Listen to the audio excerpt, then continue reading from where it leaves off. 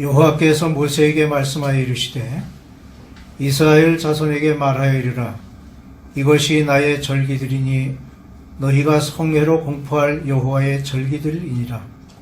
엿새 동안은 일할 것이요 일곱째 날은 쉴 안식일이니 성회의 날이라.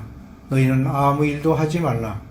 이는 너희가 거주하는 각처에서 지킬 여호와의 안식일이니라.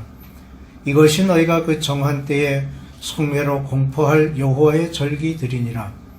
첫째 달 19날 저녁은 여호와의 유월절이요 이 달 15째 날은 여호와의 무교절이니 이래 동안 너희는 무교병을 먹을 것이요 그 첫날에는 너희가 성회로 모이고 아무 노동도 하지 말지며 너희는 이래 동안 여호와께 화제를 드릴 것이요 일곱째 날에도 성회로 모이고 아무 노동도 하지 말지니라.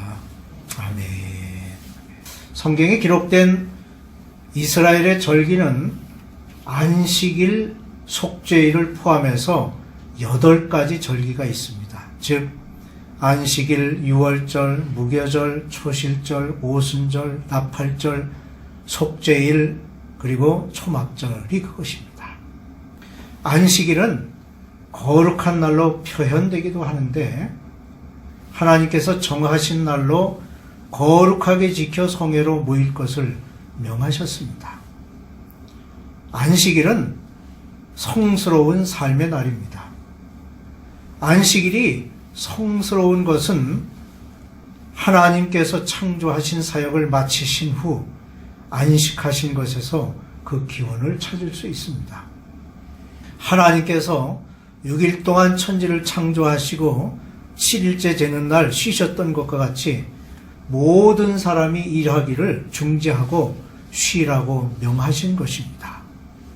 이와 같이 거룩하신 하나님의 안식하심이 인간의 삶 속에 그대로 적용된다는 그 자체가 모든 사람들에게는 성스러운 삶이 되는 것입니다.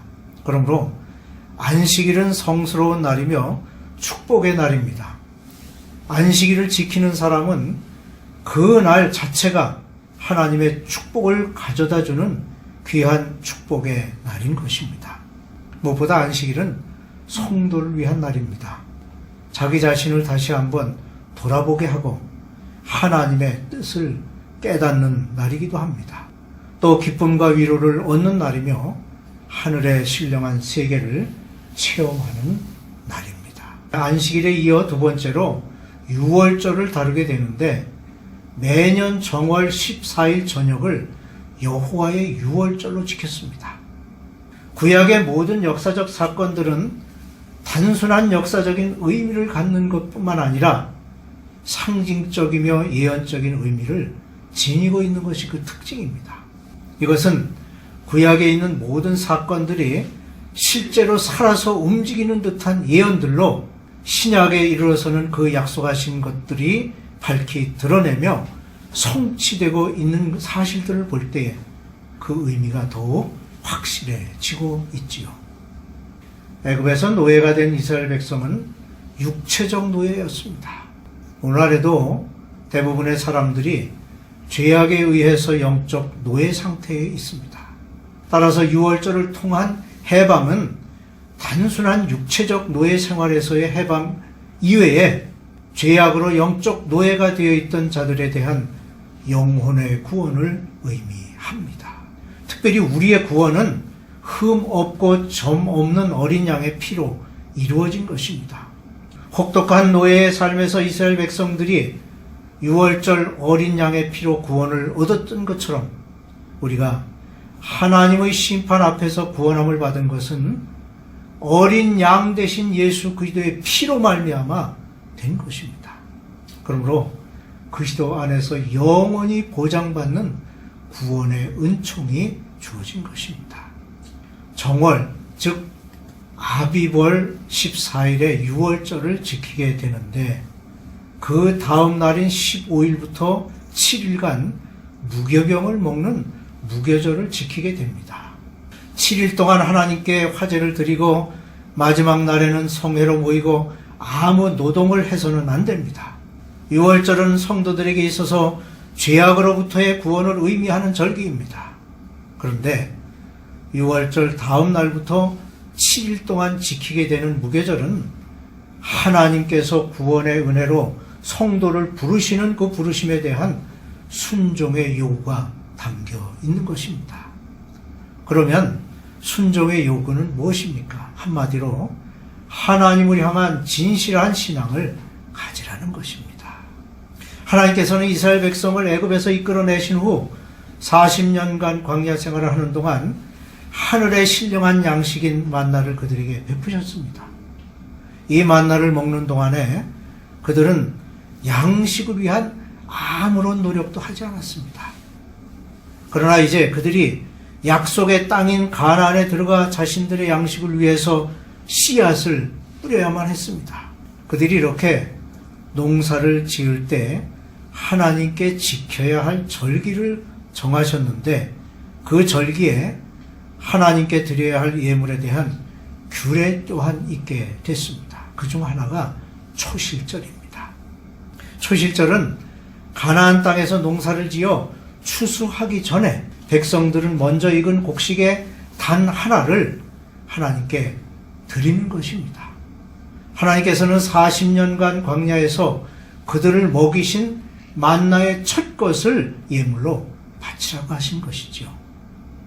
이것은 이스라엘 백성들의 자자손손이 누릴 수 있는 기업을 주신 하나님의 축복에 대한 감사를 요구하는 것입니다.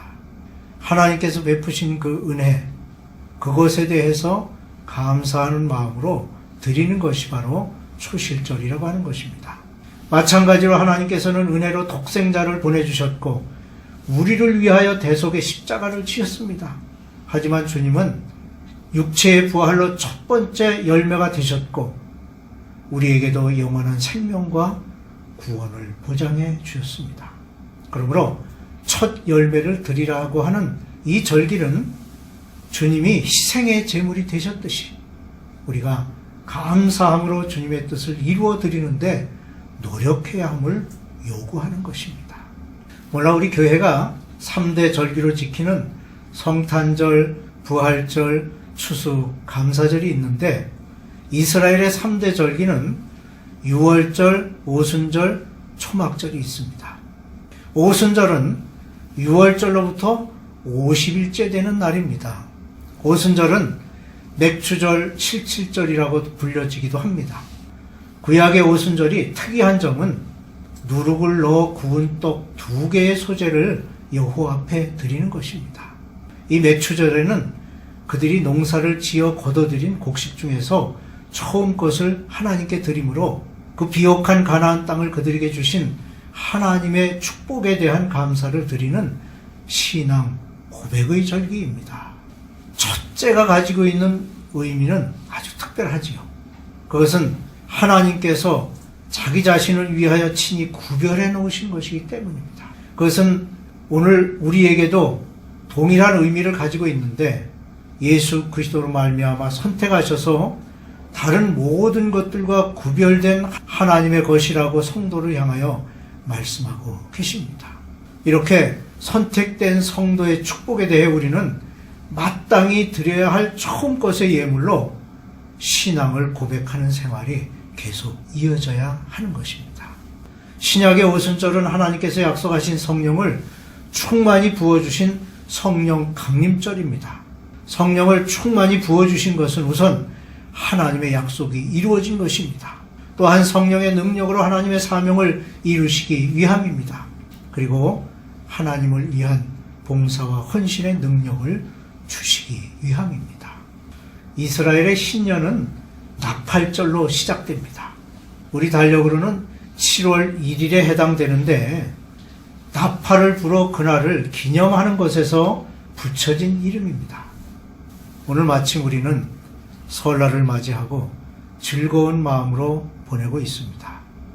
1월 1일이 새해가 시작되는 날이지만 예로부터 소위 구정이라고 하는 설날이 명절로 지켜지고 있습니다. 구약에서 나팔을 부는 것은 광야 생활 중에 회중을 모을 때, 또 해산할 때, 장막을 이동할 때 신호로 사용했고, 하나님께서 시내산에 강림하심을 알리실 때 사용되었습니다. 전쟁에 나갈 때에 또한 안식일에 나팔을 불어 여호와의 성일임을 알리는데 사용했고, 속죄일에 나팔을 불어서 그날을 알리는 신호로 삼았습니다. 근데 신약에서 나팔 소리는 예수님의 음성을 상징합니다. 사도 요한은 patmos섬에서 하나님께로부터 계시를 받고 기록하기를 성령에 감동되어 나팔 소리 같은 큰 음성을 들었다고 했습니다. 나팔 소리는 주님의 재림을 상징하며 성도의 부활을 상징합니다. 한편 교회의 사명 중에 하나는 죄악으로 깊이 잠들어 있는 이 세상을 향해 나팔을 부는 일입니다. 구약의 많은 선지자들이 지도자들이나 백성들의 죄에 대해 경고하다가 죽임을 당했습니다. 오늘날 우리 또한 이러한 선지자적인 사명을 소홀히 하고 나팔을 불어 경각심을 주지 않는다면 우리가 먼저 하나님의 심판을 받게 될 것입니다. 에스겔 33장 6절에 그러나 칼이 임함을 파수꾼이 보고도 나팔을 불지 아니하여 백성에게 경고하지 아니하므로 그 중에 한 사람이 그 임하는 칼에 제거당하면 그는 자기 죄악으로 말미암아 제거되려니와 그 죄는 내가 파수꾼의 손에서 찾으리라는 엄중한 경고의 메시지가 있습니다. 속죄일에 대해서는 지난 2월 11일 주일에 말씀을 드렸습니다. 7월 10일 속죄일에는 대제사장이 자신과 백성들의 죄를 사함받기 위해 피를 가지고 지성소에 들어갔습니다. 신약시대에 이르러 하나님께서는 수천 년 동안 계획하셨던 구원의 계획을 독생자 예수 그리스도를 통하여 십자가에서 이루셨습니다. 죄를 가지고는 하나님 앞에 나아갈 수 없습니다. 그러므로 죄 사함을 받는 것은 그 어떤 일보다 우선하는 일임을 명심해야 하겠습니다. 마지막으로 초막절이 있습니다. 수장절이라고 불려지기도 하는데 이 절기의 기간 중에는 백성들이 자기들이 거쳐야 할 초막을 짓고 그 초막에서 절기를 지켰습니다.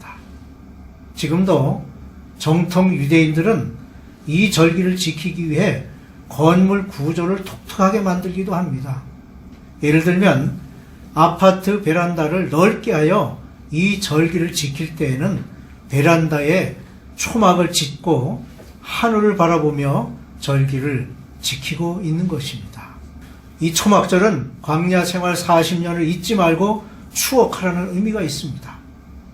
먹을 양식을 위해 농사를 짓지도 않았고 고기를 먹기 위해 가축을 기르는 일을 하지도 않았지만 만나로 양식을 삶고 매출하기로 배를 채웠습니다. 40년 동안 옷을 깁지 않아도 헤어지지 않았습니다. 이 모든 것이 하나님의 능력이요 결코 잊어서는 안 되는 소중한 것으로 기념해야 할 일들입니다. 사람의 모든 형편을 아시는 하나님께서는 당신의 백성들이 하나님으로부터 받은 축복들을 기념하기 위하여 절기들을 제정해 주셨고 이를 통해 그들이 기쁨과 감사를 나타낼 수 있도록 섭리하셨습니다. 절기를 지키는 것은 그 지키는 사람으로 하여금 그 절기가 주는 특별한 의미를 기억하게 하여 시간이 지남에 따라 잊혀지기 쉬운 과거의 사건들을 새롭게 느낄 수 있게 해줍니다. 절기를 지킴에 있어서 우리는 항상 기쁘고 즐거운 마음으로 지켜야 합니다.